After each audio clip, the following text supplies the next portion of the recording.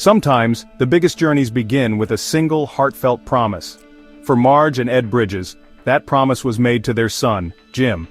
Jim was a special boy, born with needs that the world in 1953 did not fully understand.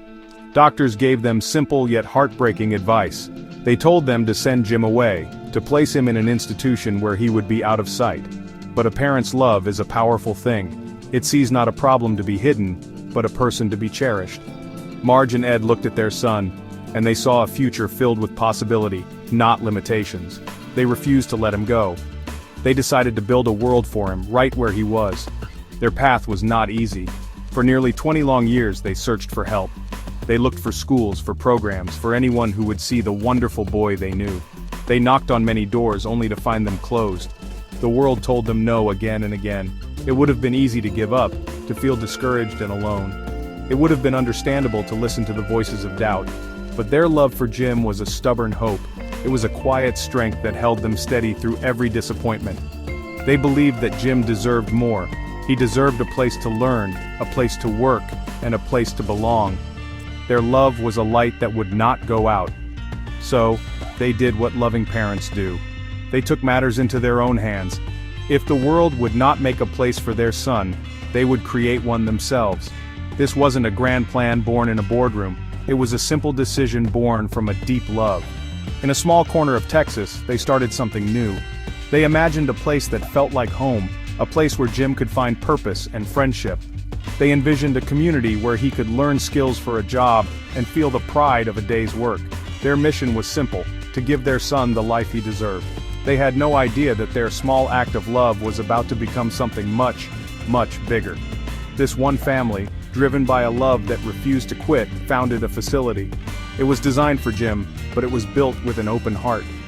They wanted to provide a home-like setting and job training not just for their son, but for others with similar needs. They understood the loneliness and the struggle that other families faced because they had lived it themselves. Their personal pain became a wide-open door of compassion. They weren't just solving their own problem, they were creating a solution for hundreds of others who were walking the same difficult road. Their promise to one child became a beacon of hope for many. This story reminds me of another time when a small offering met a huge need. Jesus was with his friends, the disciples, near a lake. A giant crowd of people had followed him there.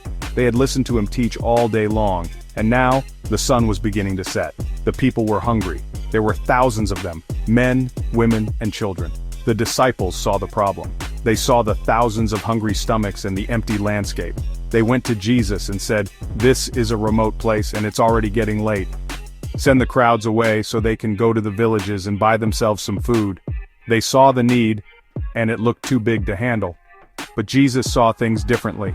He looked at his friends and he gave them a surprising command. He did not send the people away. Instead, he said, "You give them something to eat." Can you imagine how the disciples felt? You can almost hear them stammering, "Us? How can we possibly feed all these people? We have almost nothing."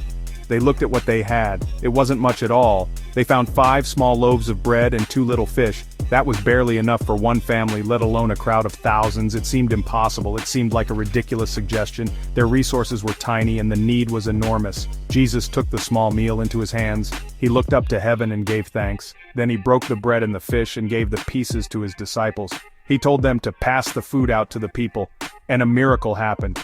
As the disciples handed out the food, it did not run out. Everyone ate. Not just a little snack, but a full meal. They ate until they were completely satisfied.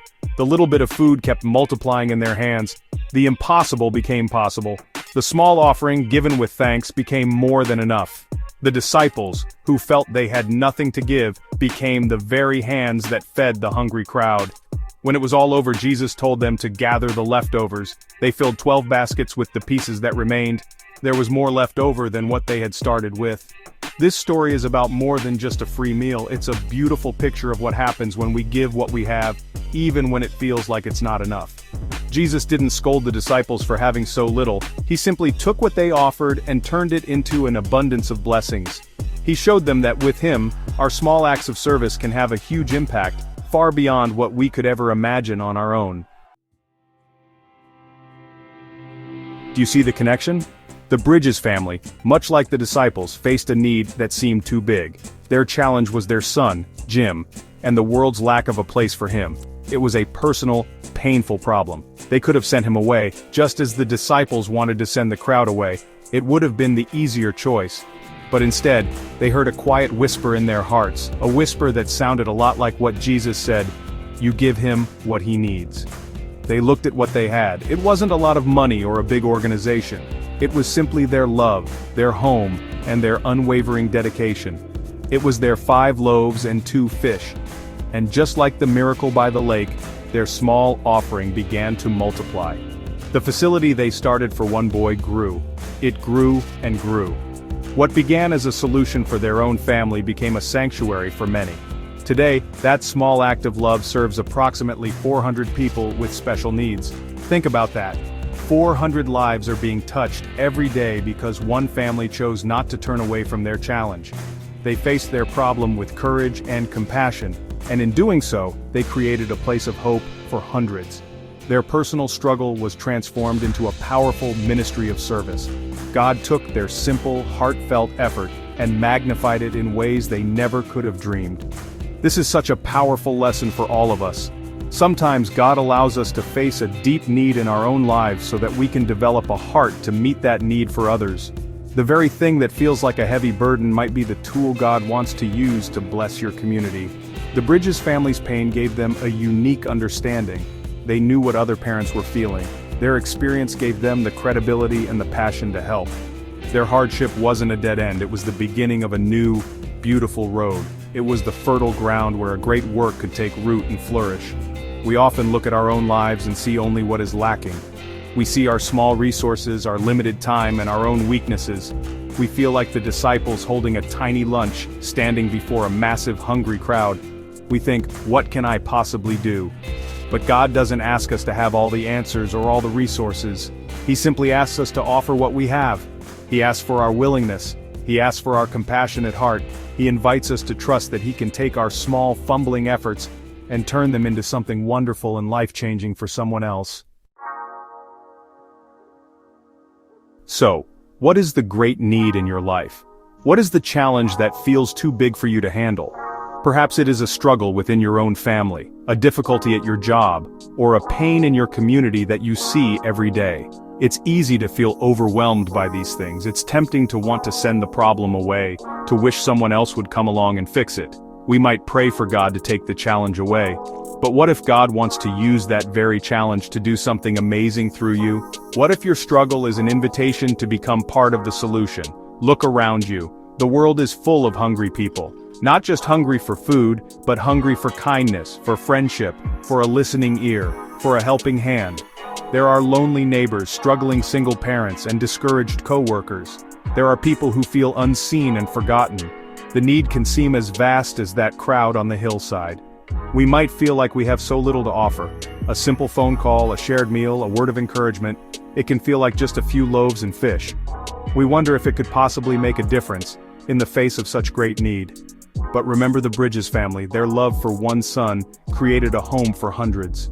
Remember the disciples, their small lunch fed thousands. The size of your resource is not the point, the size of your heart is. God is not looking for experts with perfect plans. He is looking for willing people who will step out in faith and love. He is looking for people who will say, I see this need and I will do what I can with what I have. He is the one who does the multiplying. Our job is simply to be His hands and feet in the world. So, I invite you today to look for a need you can meet. Don't wait until you feel ready or equipped. Don't wait for a grand plan to appear. Start small. Start with the person right in front of you. What is your 5 loaves and 2 fish? What small act of love can you offer today? Give it freely, give it with a trusting heart, and then stand back and watch what God does. You might just be amazed to see how He can use your simple gift to bring hope and healing to a hungry world. You may discover that the greatest blessing comes not from having your problems taken away, but from being used to help solve someone else's.